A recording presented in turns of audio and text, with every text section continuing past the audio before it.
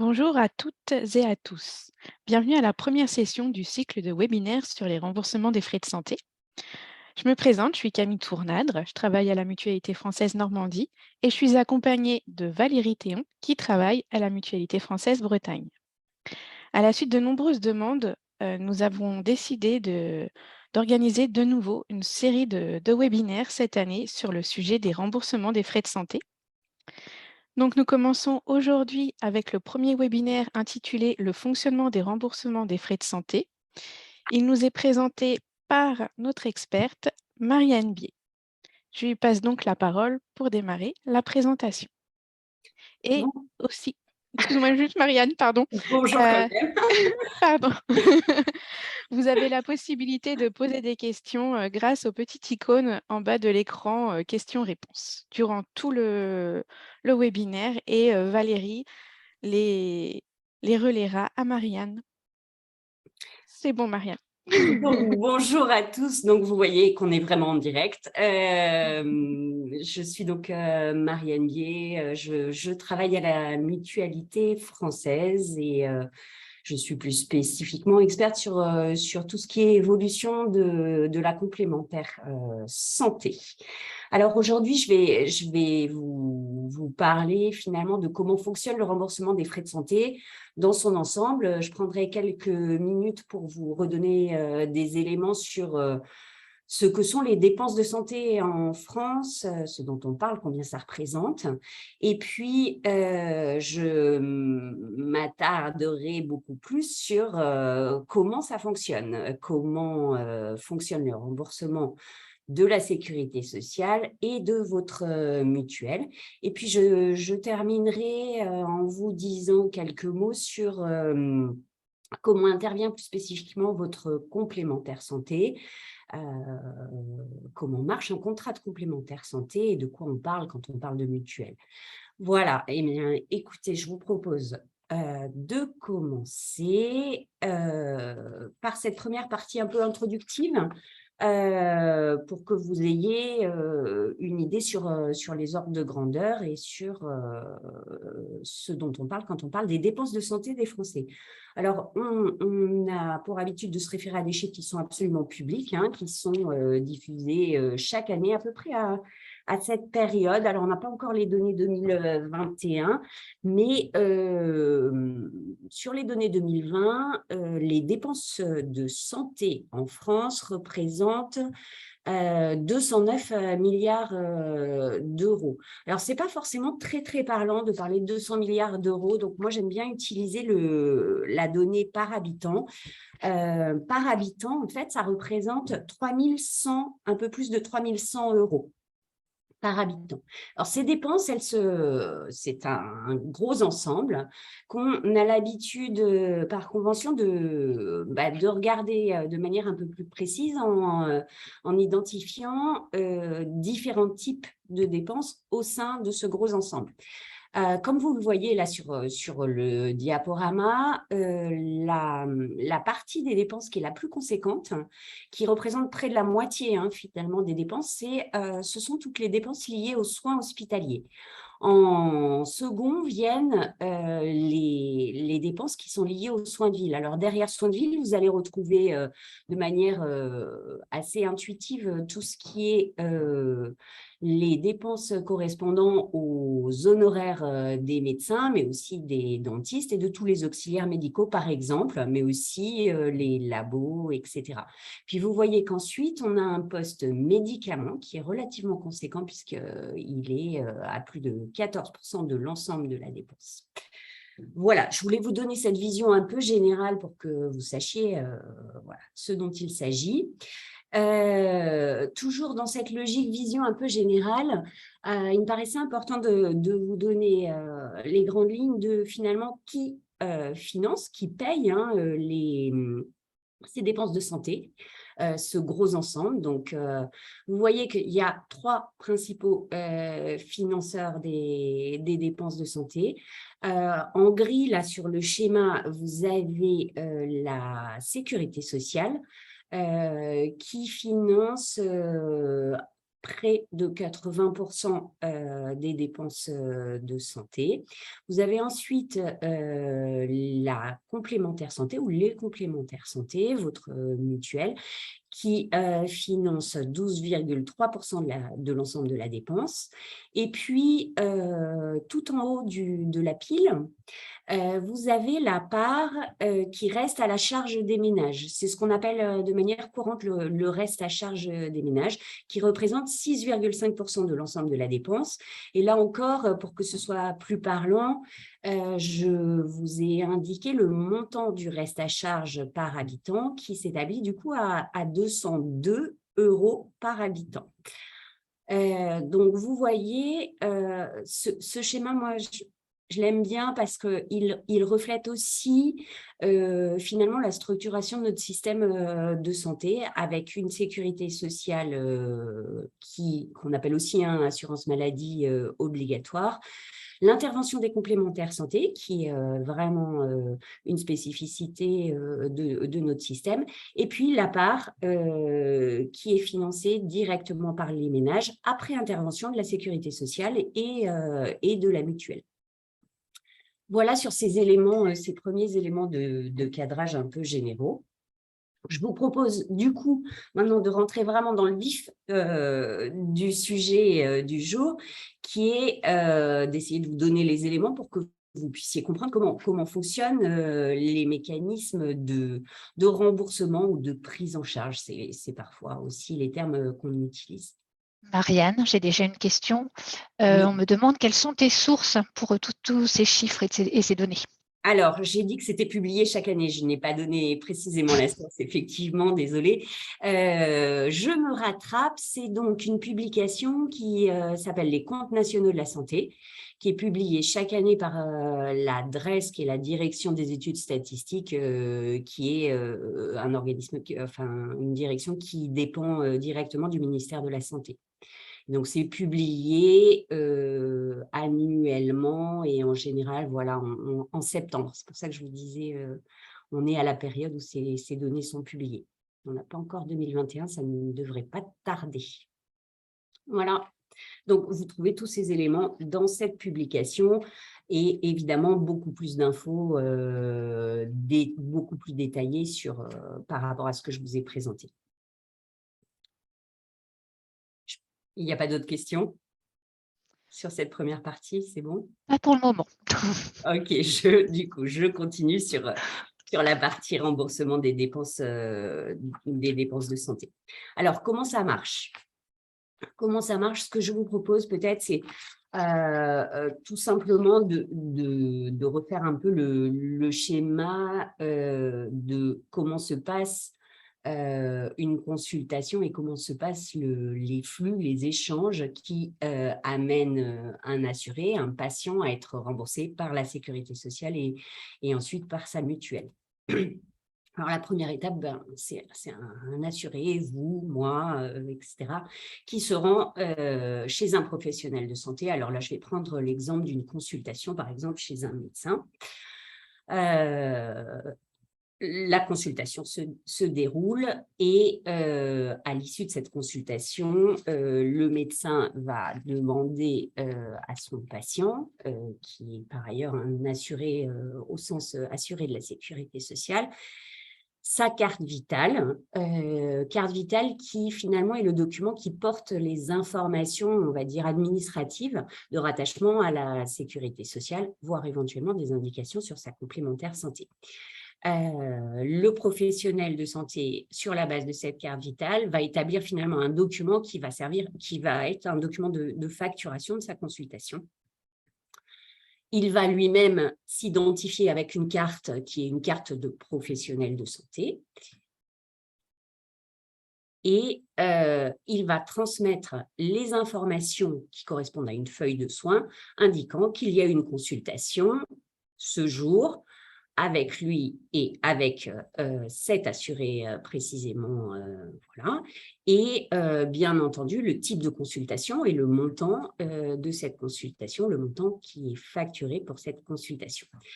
Cette information, elle est aujourd'hui très classiquement transmise par un flux électronique. C'est pour ça que je vous ai indiqué télétransmission. Mais ce sont exactement les mêmes informations qui figurent sur la traditionnelle feuille de soins papier que vous avez probablement eu l'occasion de remplir de temps en temps.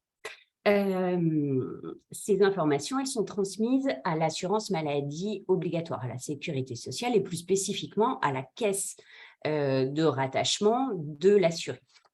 L'assurance maladie, à réception de cette information-là, va calculer la part qu'elle va rembourser à l'assuré sur la base de l'ensemble des informations transmises et elle va procéder au remboursement de l'assuré.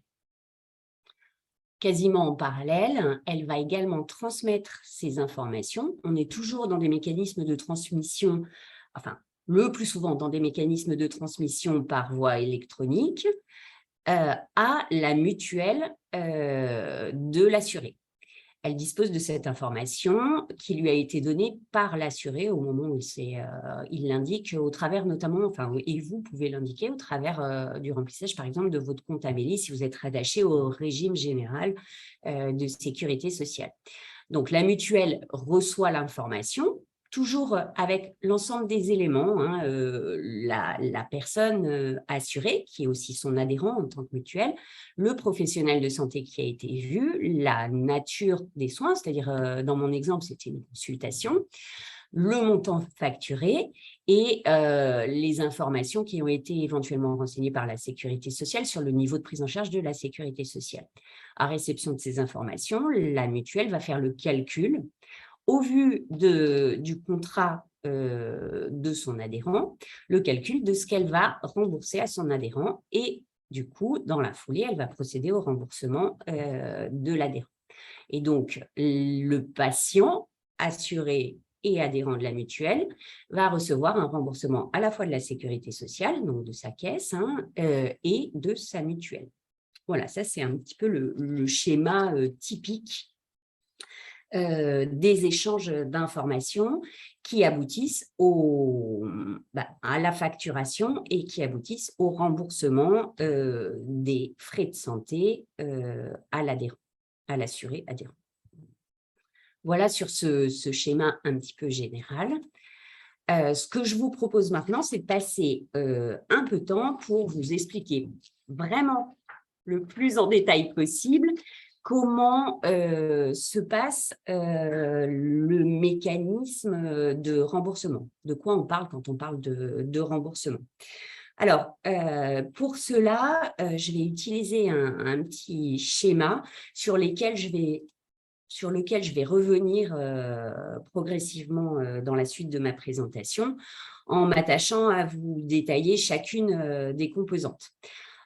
Juste, quand on parle de remboursement, en fait, et avant même de parler de remboursement, finalement, le premier élément à prendre en compte, c'est le prix qui est facturé par le professionnel de santé. Si je reviens sur l'exemple que j'avais utilisé tout à l'heure, c'est le prix de la consultation qui était facturé par le médecin.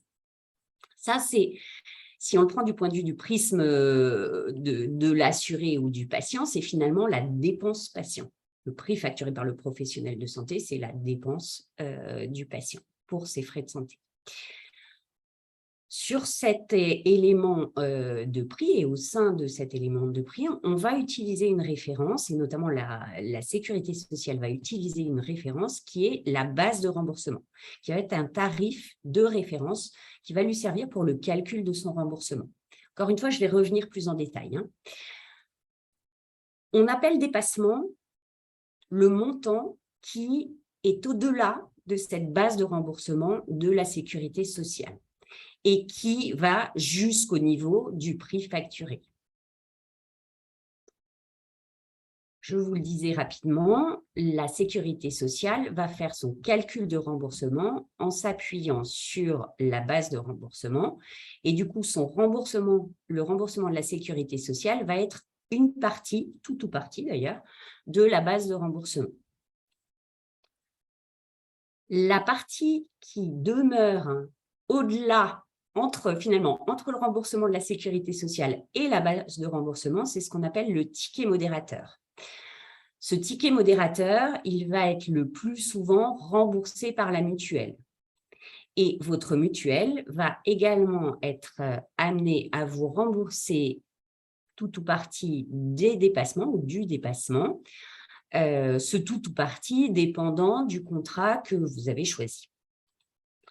Et on retrouve éventuellement, hein, ce n'est pas toujours le cas, une part qui est à la charge du patient assuré adhérent si l'intervention de la sécurité sociale et de la mutuelle ne permet pas de couvrir l'intégralité du prix facturé. Donc, on a éventuellement un reste à charge. Voilà ce schéma très, très général sur lequel je vais revenir en reprenant chacune des parties. Alors j'ai juste, je oui. te coupe, j'ai juste une question sur les dépassements, à savoir est-ce qu'ils peuvent être limités dans leur montant? Oui, je vais y revenir tout à l'heure quand je C'est bien parlerai ce qui de me la partie semblait. dépassement. Donc, du coup, je continue, mais oui, ils peuvent être limités. Alors, je reprends chacune des composantes. Donc, je repars du prix, premier élément. Ce prix, en France et selon les professionnels de santé, ce prix, il est facturé par les professionnels de santé. Il peut être totalement libre, c'est-à-dire il n'y a pas de limitation, c'est bien le professionnel de santé qui va décider du montant qu'il facture. C'est la notion de prix, voilà, de prix libre. Mais il peut aussi être plafonné. Alors, cette notion de plafonnement, elle va dépendre de plusieurs paramètres et en particulier, on a certains types de prestations pour lesquels il existe des prix plafonnés. Alors, prix plafonné, c'est la même chose en termes de terminologie que prix limité. Et cette notion de prix limite de vente, c'est une notion que vous allez peut-être pouvoir rencontrer dans certains domaines, en particulier pour l'optique, les lunettes, ou pour les prothèses, les aides auditives, audioprothèses, certaines prothèses dentaires. Donc, ces trois exemples-là, lunettes, aides auditives et prothèses dentaires, ce sont des prestations dans lesquelles il existe pour certains types d'aides, d'équipements, des prix plafonnés, prix limités, voilà, par la réglementation ou dans le cadre de ces plafonds, ces limitations peuvent avoir été définies également dans le cadre d'une négociation avec les professionnels de santé, c'est le cas en dentaire. Il y a un autre cas de figure assez très courant, dans lequel on va trouver des prix qui sont limités ou plafonnés. C'est l'exemple du médicament, et plus particulièrement des médicaments qui sont prescrits. Pour les médicaments, en fait, les prix sont définis par la réglementation, alors en l'occurrence par les pouvoirs publics, hein, sur la base d'une discussion avec les laboratoires, mais ces prix sont fixés et dans la plupart des cas, le prix est égal à la base de remboursement. Voilà, ça c'est deux cas de figure qui illustrent les situations où le prix facturé peut être plafonné ou limité. Il y a une autre situation dans laquelle on va retrouver cette notion de limitation ou plafonnement du prix. C'est notamment pour ce qui est des honoraires du médecin, ou des médecins plutôt. Alors, les médecins peuvent exercer dans deux secteurs principaux, ce qu'on appelle des secteurs d'exercice, qui sont ce qu'on appelle le secteur 1. C'est un secteur d'exercice dans lequel le médecin, finalement, s'engage à ne pas pratiquer de dépassement d'honoraires. Dit autrement, lorsque le médecin est en secteur 1, finalement, il s'engage à pratiquer des prix qui sont fixés pour ses honoraires, pour ses consultations. C'est pour ça que je faisais le lien avec cette notion de prix plafonné. En secteur 2, en revanche, lorsque le médecin exerce dans le cadre de ce secteur dit secteur 2, il a la possibilité de pratiquer des dépassements. Et il se retrouve dans une situation où finalement, les prix sont libres, il fixe ses honoraires de manière libre.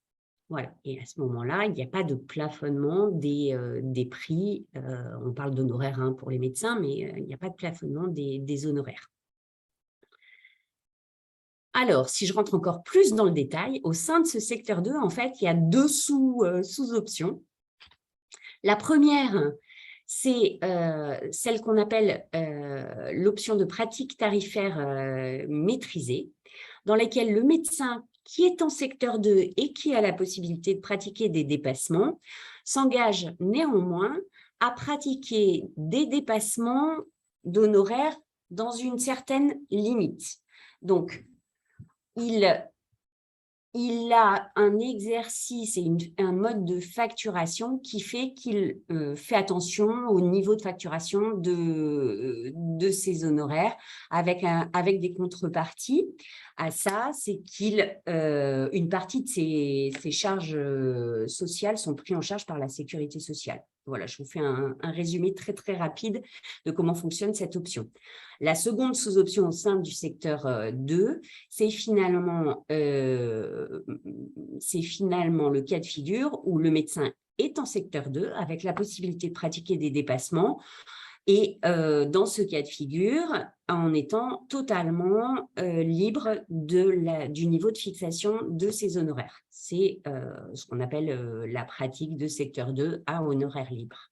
Voilà. Et puis pour être tout à fait complète sur cette notion de secteur d'exercice des médecins, on a le secteur 1, le secteur 2 avec la subdivision dont je viens de vous parler. Et puis, on a également quelques médecins qui ne sont pas conventionnés avec par la sécurité sociale, qui est un troisième secteur d'exercice.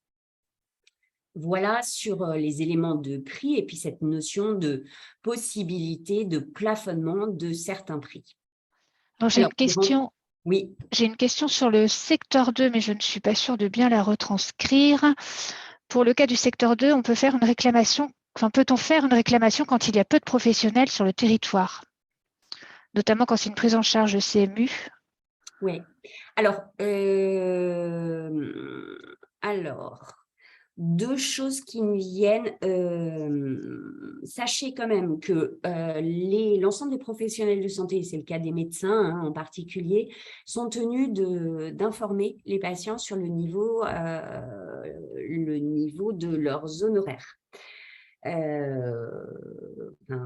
Sur les honoraires qu'ils pratiquent. Cette information, elle doit figurer, elle doit être affichée dans le cabinet et elle est par ailleurs également disponible à titre d'information sur les actes les plus fréquents via le site de l'assurance maladie, via amélie.fr. Donc, vous avez pour chacun des médecins s'il exerce en secteur 1 ou en secteur 2, ou s'il est non conventionné. Et par ailleurs, s'il est en secteur 2, le niveau qu'il facture, par exemple, pour une consultation. Le niveau de prix qui est facturé pour une consultation. Premier élément de réponse. Second élément de réponse, j'anticipe un peu sur la suite, mais lorsqu'une personne est bénéficiaire de la CMU, alors ça ne s'appelle plus la CMU aujourd'hui, ça s'appelle la complémentaire santé solidaire, mais peu importe, lorsqu'une personne est bénéficiaire de la complémentaire santé solidaire, les médecins sont tenus de ne pas pratiquer de dépassement d'honoraires. C'est-à-dire qu'ils se retrouvent, même s'ils sont en secteur 2, ils doivent respecter des prix qui sont en l'occurrence des prix au niveau de la base de remboursement de la sécurité sociale. Donc, il n'y a pas de dépassement d'honoraires dans ce cas-là pour les bénéficiaires de la C2S, complémentaire santé solidaire. Est-ce que vous pouvez faire une réclamation je ne sais pas exactement quelle est votre question. Si le médecin a une pratique tarifaire qui est conforme à son secteur d'exercice, ça peut être un peu compliqué. Je ne sais pas sur quoi peut porter votre réclamation. Par contre, vous pouvez faire une réclamation, par exemple, si vous constatez, ou en tout cas mentionner auprès de votre caisse de sécurité sociale, si par exemple vous constatez que les prix ne sont pas affichés, ça c'est possible. Vous pouvez également signaler si vous constatez des pratiques tarifaires complètement exorbitantes. Mais encore une fois, il n'y a pas de voie particulière, sauf à constater de la fraude par rapport au secteur d'exercice ou à la pratique de tarification. J'espère avoir répondu à votre question. Du coup, je continue, Valérie, ou il y a autre chose? La personne complète, hein, donc tu as répondu à ces questions. Elle demande si on a l'article pour la C2S qui empêche le dépassement d'honoraires. Il y a un article de loi ou… Oui, c'est prévu par la loi. Alors là, je ne le connais pas par cœur. Par contre, c'est des éléments que je peux transmettre a posteriori, si ça vous D'accord. convient. Hein. Oui, puis on le Vous pouvez transmettra le à la noter, personne. voilà, et vous le retransmettrez. Oui. Très bien, merci Marianne. Je vous en prie. Du coup, je continue et là, on rentre dans le dur. Donc, on a le prix facturé et on va maintenant regarder plus précisément comment fonctionne le remboursement par la sécurité sociale qui correspond à la partie grise sur mon schéma. Alors, la sécurité sociale, je vous l'ai dit un petit peu dans mon propos introductif, elle se fonde sur une information essentielle pour calculer son remboursement, qui est ce qu'on appelle la base de remboursement. Alors, dans le jargon et en abrégé, c'est la BR. Cette base de remboursement, c'est le tarif qui sert de référence à la sécurité sociale pour calculer son remboursement. Il faut que vous ayez en tête que ce tarif, il n'est évidemment pas unique pour toutes les prestations de santé. Il y a finalement un tarif pour chaque acte ou chaque type d'acte. Et ce tarif, il est adapté à chaque situation et adapté aussi à la complexité de l'acte. Ce qui veut dire que la base de remboursement est variable selon les actes. Cette base de remboursement, et je reviens à ce que je vous ai expliqué sur les notions de secteur d'exercice des médecins, cette base de remboursement, elle va être différente aussi selon le secteur d'exercice des médecins pour un même acte. C'est-à-dire qu'une consultation d'un médecin de secteur 1 et une consultation, le même type de consultation, faites par un médecin de secteur 2 ne vont pas avoir la même base de remboursement. Donc, premier élément pour le calcul du remboursement de la sécurité sociale, cette base de remboursement. À cette base de remboursement, la sécurité sociale va appliquer un taux de remboursement. Et finalement, c'est le calcul base de remboursement fois taux de remboursement qui va donner le montant de ce qui sera remboursé effectivement par la sécurité sociale. Alors, je m'arrête un tout petit peu sur le taux de remboursement. Le taux de remboursement appliqué par la sécurité sociale, il est là encore variable selon le type de soins ou le type de prestation. Je vous ai déjà parlé de l'exemple de la consultation de médecin. Hein. Pour les médecins, le taux de remboursement classique, c'est 70% de la base de remboursement. Si je prends un autre exemple, l'optique, par exemple, le taux de remboursement de la sécurité sociale appliqué à la base de remboursement spécifique ou aux bases de remboursement spécifiques à l'optique, ce taux de remboursement, il est de 60%. Je pourrais vous en donner d'autres, je vais avancer, mais sachez que donc ce taux de remboursement peut être variable selon le type de soin. Et puis, il y a un autre aspect qui peut conduire à un taux de remboursement qui est différent, c'est la situation spécifique de l'assuré. L'exemple le plus parlant et et que vous avez probablement déjà en tête, c'est que, par exemple, lorsqu'on est un assuré qui a une maladie chronique, maladie grave, la sécurité sociale va être amenée à prendre en charge 100%. 100%. Alors, 100%, ça veut dire 100% de la base de remboursement.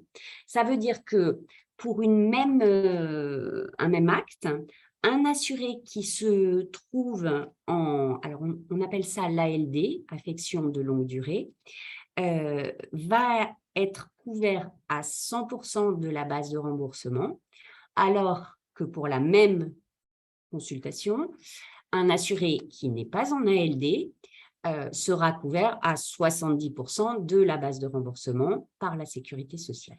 Voilà, c'est ça que je voulais vous mettre en évidence quand je parlais de variabilité du taux de remboursement selon la situation de l'assuré. Il y a aussi ce même type de différence et de prise en charge à 100% par la sécurité sociale, par exemple, dans le cas des prestations en lien avec une maternité. C'est un autre cas très, très courant et très classique. Voilà. Donc, à la fin, le remboursement de la sécurité sociale, c'est ce que je vous disais un petit peu plus tôt, finalement, il est égal, de manière très schématique, au taux de remboursement fois la base de remboursement. Voilà pour la partie remboursement sécurité sociale. Je continue dans l'explication du reste du schéma. Donc, je reviens sur cette petite partie en rose clair, là, qui s'appelle le ticket modérateur. Alors, je vous rappelle, je vous l'ai dit très vite dans mon propos introductif là, sur le schéma. Ce ticket modérateur, c'est finalement la différence entre la base de remboursement et le montant remboursé par la sécurité sociale. Un point important, c'est que ce ticket modérateur, il est quasiment systématiquement couvert, remboursé, par les mutuelles dans le cadre de ce qu'on appelle les contrats responsables.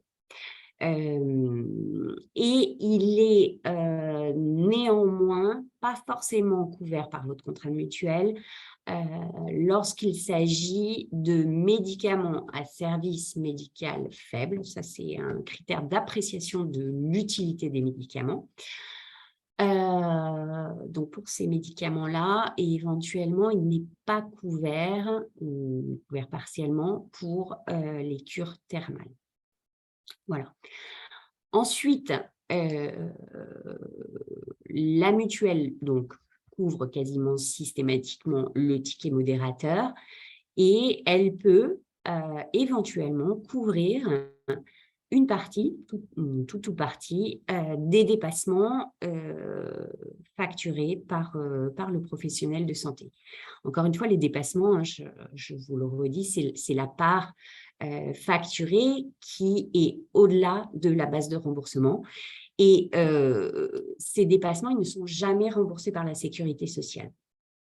Alors, dans certains cas de figure, votre mutuelle va prendre en charge systématiquement ces dépassements. Et c'est notamment le cas des dépassements qui vont être facturés sur les lunettes, sur les aides auditives ou sur les prothèses dentaires qui relèvent du dispositif qu'on appelle le 100% santé. Là, sur ces équipements-là, c'est bien là, votre mutuelle, dès lors que vous avez un contrat qui dit contrat responsable, va couvrir systématiquement les dépassements. Ça veut dire que l'intégralité de la dépense sera remboursée à la fois par la sécurité sociale et avec le complément de remboursement de la mutuelle pour couvrir l'intégralité de la dépense. Et puis, pour les autres domaines, la prise en charge des dépassements va dépendre du niveau ou du type de contrat de mutuelle que vous avez choisi. Est-ce qu'il y a des questions? Je ne les vois pas, Valérie, en fait. C'est pour ça que je m'interromps. Non, on a eu une question sur le secteur 2 non-optam et j'ai répondu que la réponse arrivait plus tard. On le fera sur les exemples. Voilà. Très bien. Du coup, je poursuis. Alors, la dernière partie qui permet de comprendre comment se passe le remboursement, c'est la partie qui finalement n'est pas remboursée, ni par la sécurité sociale, ni par la mutuelle, et qui est ce qu'on appelle le reste à charge. Alors, encore une fois, hein, selon le niveau de remboursement de la sécurité sociale et de la mutuelle, il est possible qu'il n'y ait aucun reste à charge, selon le type de prestation. Néanmoins, certaines dépenses ou parties de dépenses vont demeurer à la charge du patient, de l'assuré ou de l'adhérent. Enfin, c'est la même personne. C'est le cas notamment de ce qu'on appelle la participation forfaitaire, qui est un montant de 1 € applicable sur les consultations et les actes des médecins. C'est le cas aussi pour ce qu'on appelle les franchises médicales, qui là encore sont un montant forfaitaire qui s'applique sur certains actes. Et par exemple, pour les médicaments, la franchise correspond, ce qu'on appelle la franchise sur les médicaments, correspond à 50 centimes par boîte de médicaments. Ces sommes-là, elles sont déduites du remboursement effectué par la sécurité sociale et elles ne peuvent pas être remboursées par votre mutuelle dans le cadre d'un contrat qui est un contrat responsable. Donc, ça veut dire qu'à la fin, ça va bien être du reste à charge puisque ni la sécurité sociale ni la mutuelle n'aura remboursé ces sommes-là. Et puis, par ailleurs, c'est aussi le cas de certains dépassements. Donc, le reste à charge peut être constitué par certains montants correspondant à des dépassements ou, c'est ce que je vous ai expliqué tout à l'heure, hein, et éventuellement à certaines prestations qui ne sont pas remboursables par la sécurité sociale et qui ne sont pas forcément ou pas toujours couvertes par votre contrat de complémentaire santé. Voilà sur cette partie reste à charge. Donc, je vous ai remis là le schéma dans son ensemble, où vous revoyez toutes les composantes finalement du prix et du remboursement de la sécurité sociale et de la mutuelle. On a une nouvelle question sur les dépassements d'honoraires. Oui. Sont-ils systématiquement inscrits sur un document type facture ou autre? Alors, ça dépend de quoi on parle. Si on parle des dépassements d'honoraires, ils sont forcément inscrits sur la feuille de soins, qu'elle soit papier ou électronique, puisque finalement, c'est le montant qui est facturé, qui doit être inscrit sur la feuille de soins. Si on parle de dépassement, par exemple en optique, en audio, pour des prothèses dentaires, les professionnels de santé concernés sont tenus de remettre un devis sur lequel va figurer le montant, le prix facturé et du coup potentiellement le montant du dépassement facturé. Donc ça, en amont de l'acte de vente lui-même, puisqu'on est dans la logique de devis. Et puis après, cette information, une fois que par exemple, la personne a choisi sa paire de lunettes, dans les informations qui vont être transmises à la sécurité sociale et à la mutuelle, à la fois sur des feuilles de soins ou sur des documents qu'on appelle des prises en charge, et des factures, il va y avoir le montant global facturé et du coup, ce montant, il inclut les dépassements, s'il y en a.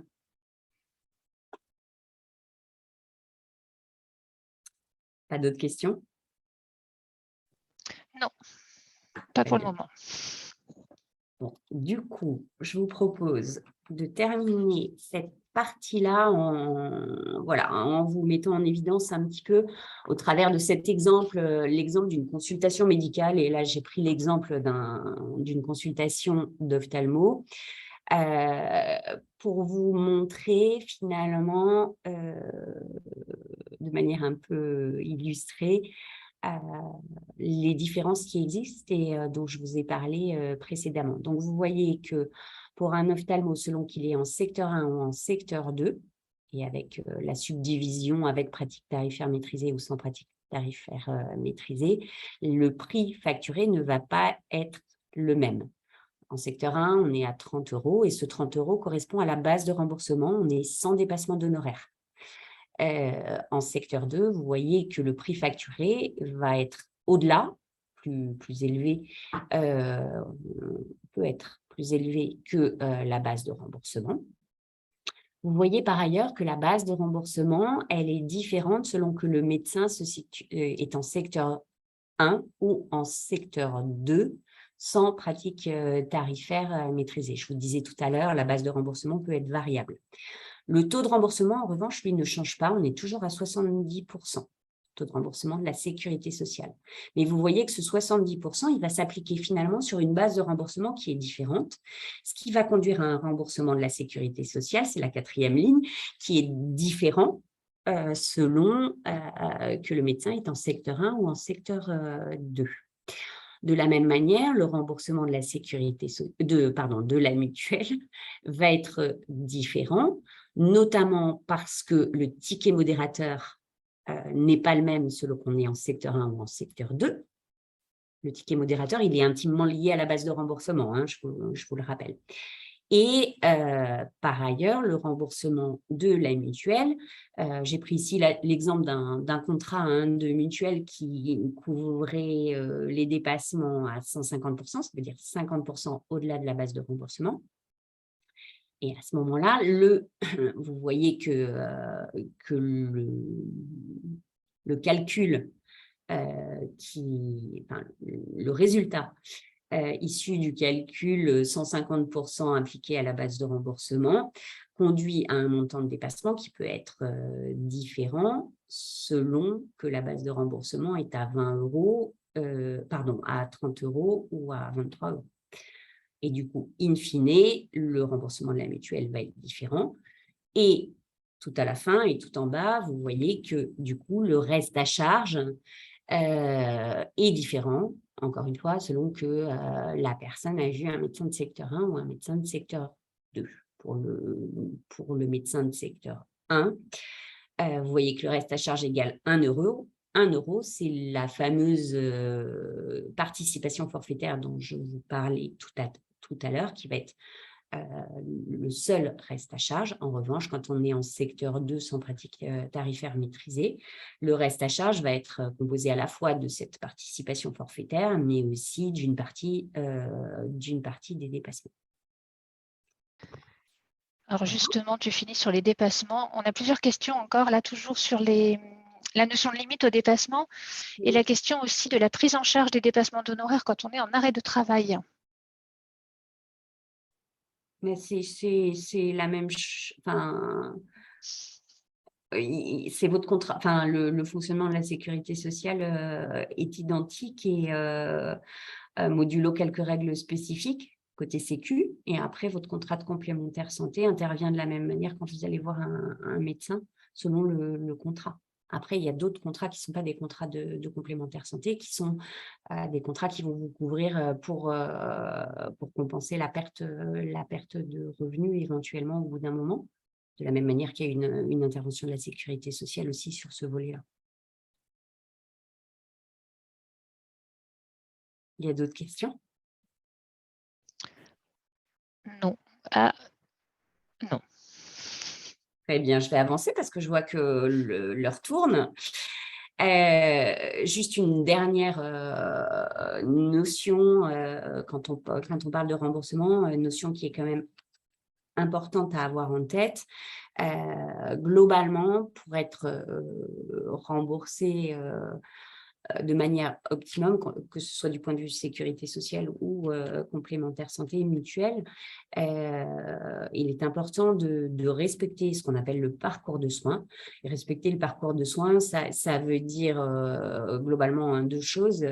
D'une part, désigner un médecin traitant, et ça c'est pour toutes les personnes à partir de 16 ans.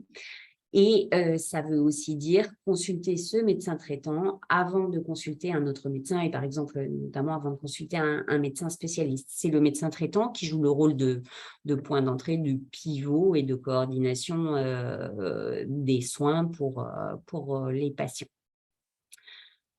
Avec une petite spécificité, sinon ce ne serait pas drôle, il y a un certain nombre de spécialistes qui sont accessibles directement, on parle de spécialistes en accès direct, et ceci dit, c'est de bon sens, c'est le cas notamment des gynécologues, des ophtalmos et des psychiatres. Pour ces trois spécialités, il n'y a pas besoin de passer par le médecin traitant pour être considéré dans le parcours de soins. En dehors de ce parcours, en dehors du respect finalement de ce cheminement, le remboursement de la sécurité sociale est réduit. Voilà, sur cette partie-là. Du coup, je vous propose de boucler sur cette partie-là. Valérie, vu le timing, je propose de continuer sur la deuxième partie.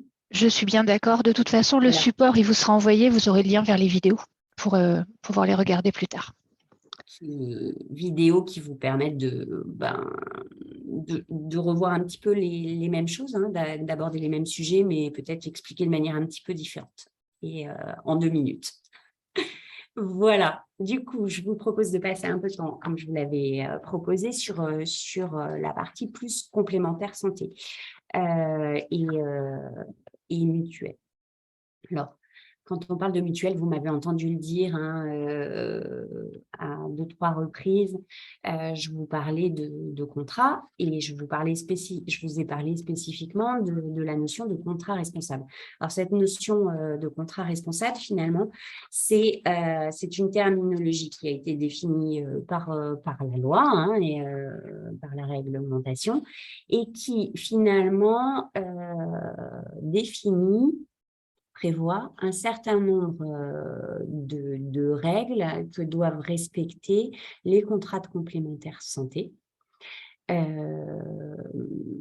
Et ces règles, elles sont à la fois des obligations de prise en charge, donc de remboursement de certaines prestations, et puis des interdictions de prise en charge. C'est l'essentiel de ces règles.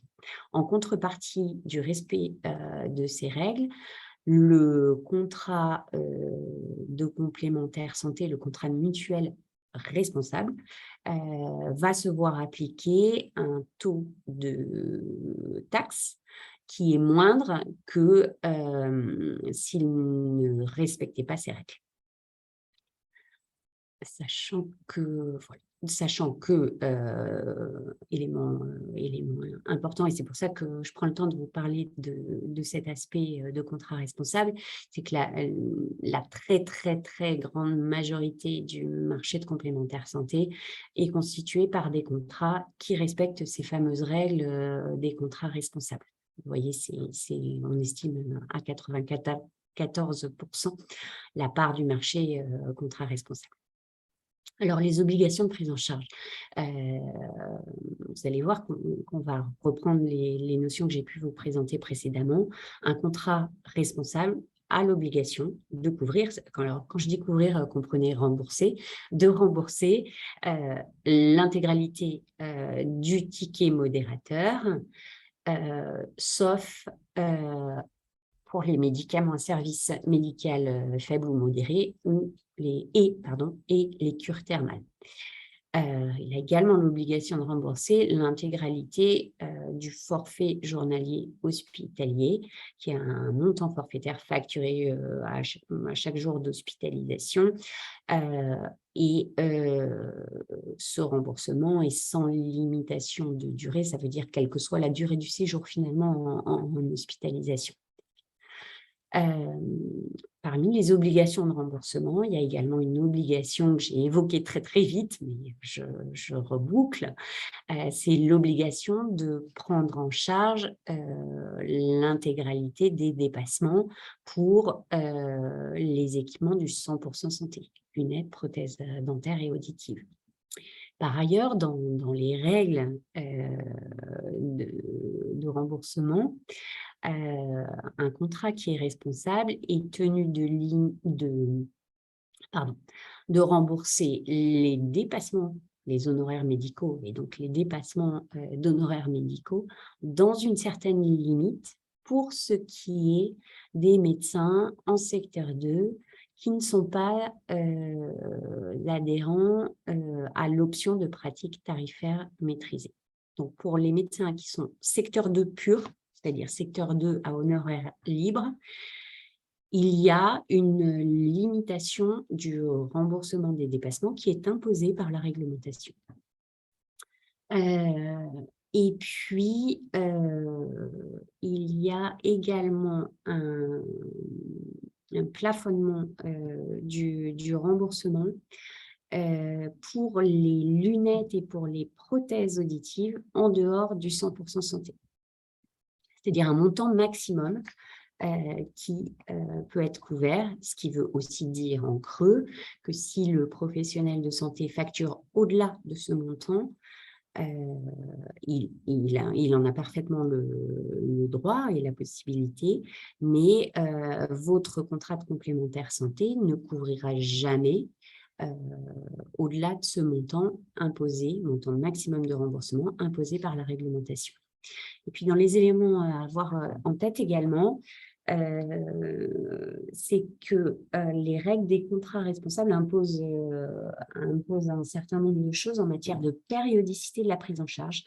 Et là, je vous donne les cas généraux, pour lesquels il y a des exceptions, mais les cas généraux, c'est qu'une paire de lunettes peut être remboursée tous les 2 ans, ça veut dire pas tous les ans, mais tous les 2 ans pour les adultes, et c'est tous les 4 ans pour les aides auditives. Je continue. Je vous disais, il y a des obligations de prise en charge, il y a aussi des interdictions de prise en charge, et notamment, je l'ai déjà évoqué, mais l'interdiction pour un contrat responsable de rembourser les participations de 1 € sur la participation forfaitaire de 1 € sur les consultations et actes médicaux, les franchises médicales, voilà, sur les boîtes de médicaments ou sur les actes paramédicaux, mais aussi ce qu'on appelle la majoration du ticket modérateur pour les actes qui sont hors parcours de soins. Tout à l'heure, je vous disais, quand vous êtes hors parcours de soins, la sécurité sociale va moins bien rembourser. En fait, ce que ça veut dire, c'est qu'au lieu de rembourser 70% de la base de remboursement pour une consultation de médecin, si vous êtes hors parcours de soins, la sécurité sociale va minorer son remboursement de 40%. Elle va rembourser que 30%. Et ce 40% que la sécurité sociale n'a pas remboursé, la mutuelle, dans le cadre d'un contrat responsable, n'a pas le droit de le rembourser. Voilà, c'est ça que ça veut dire, cette majoration du ticket modérateur. Et puis, il n'est pas possible non plus de rembourser une partie des dépassements d'honoraires pratiqués lorsque le patient est hors parcours de soins. Voilà sur les interdictions de prise en charge. De manière très, très rapide, je vous ai dit, un contrat responsable va rembourser obligatoirement tous les équipements relevant de la réforme du 100% santé, c'est les lunettes, les prothèses dentaires et les aides auditives. Je vous l'ai mis ici de manière très résumée et illustrée. Vous avez un webinaire qui est consacré par la suite à la réforme du 100% santé, donc pendant lequel vous reviendrez beaucoup plus en détail sur ces aspects-là. Mais sachez que, voilà, sur les 3 secteurs que j'évoquais, là, les lunettes, les prothèses dentaires et les prothèses auditives, il y a ce qu'on appelle des paniers 100% santé sur lesquels vous n'aurez aucun reste à charge après intervention de la sécurité sociale et de votre contrat de mutuelle responsable. Vous avez des paniers à tarif libre, c'est la pile à droite du schéma, sur lesquels il peut y avoir des dépassements et du reste à charge, et ce reste à charge va dépendre de votre contrat de complémentaire santé.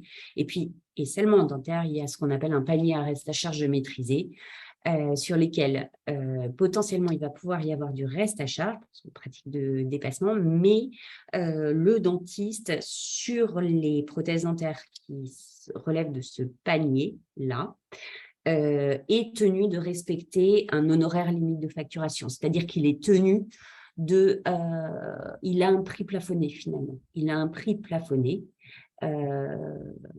avec un dépassement, mais du coup, ce prix étant plafonné, le reste à charge sera lui-même plafonné. Voilà, sur cette partie très très rapide, réforme 100% santé, mais je ne doute pas que pour ceux que ça intéresse, vous suivrez l'autre webinaire. J'ai juste une question sur la notion de contrat responsable et de la prise en charge des produits homéopathiques. Oui. Donc, le remboursement de l'homéopathie fait-il sortir du contrat responsable?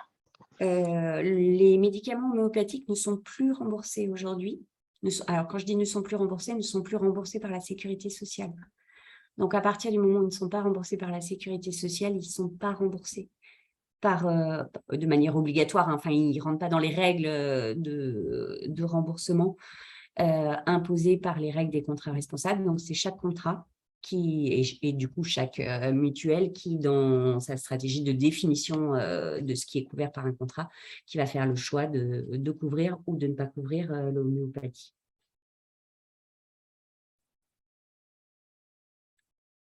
Est-ce qu'il y a d'autres questions avant que je poursuive? Non, c'est bon. Très bien. Alors, on a beaucoup parlé et je vous ai beaucoup parlé de remboursement. C'était l'objet de ce webinaire. Malgré tout, voilà, j'ai à cœur de revenir quand même sur une notion qui est importante quand on parle de contrat de complémentaire santé, quand on parle de contrat proposé par une mutuelle.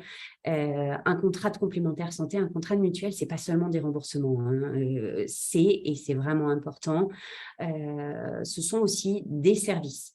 Alors, ces services, ils peuvent être de nature diverse. Je vous en ai listé un certain nombre qu'on retrouve assez régulièrement dans les différents contrats. Je pense que vous le savez, étant vous-même adhérent, d'une mutuelle. Vous avez, par exemple, des services qui vous permettent de connaître en temps réel vos garanties et vos remboursements. Souvent, ça se traduit par quelque chose qui est un espace adhérent, votre compte adhérent, dans lequel vous allez pouvoir retrouver l'ensemble des informations relatives à votre contrat, à vos garanties et aux remboursements qui ont été faits par votre mutuelle. Vous avez un service aussi très fréquent qui est la possibilité de bénéficier d'un tiers payant sur la partie complémentaire. Ça veut dire que c'est votre mutuelle qui, finalement, va rembourser directement. Vous n'allez pas avancer de frais en tant que patient auprès d'un professionnel de santé. Et c'est la sécurité sociale d'une part, mais ensuite, et c'est ça dont on parle, votre mutuelle qui va rembourser directement le professionnel de santé pour votre compte. Vous avez classiquement des actions de prévention. Ça, c'est quelque chose que vous retrouvez soit dans votre contrat de manière explicite, soit proposé par votre mutuelle dans le cadre de son offre proposée à l'ensemble des adhérents.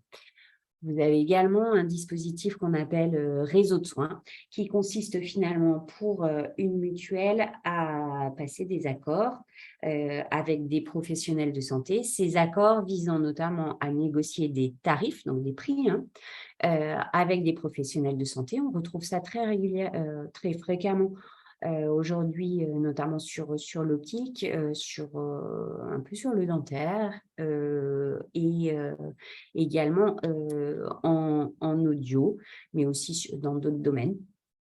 Du coup, en tant qu'adhérent de votre mutuelle, vous allez pouvoir bénéficier de tarifs qui ont été négociés, de prix qui ont été négociés sur ces prestations négociées par votre mutuelle, par l'intermédiaire en général d'une plateforme qu'on appelle un réseau.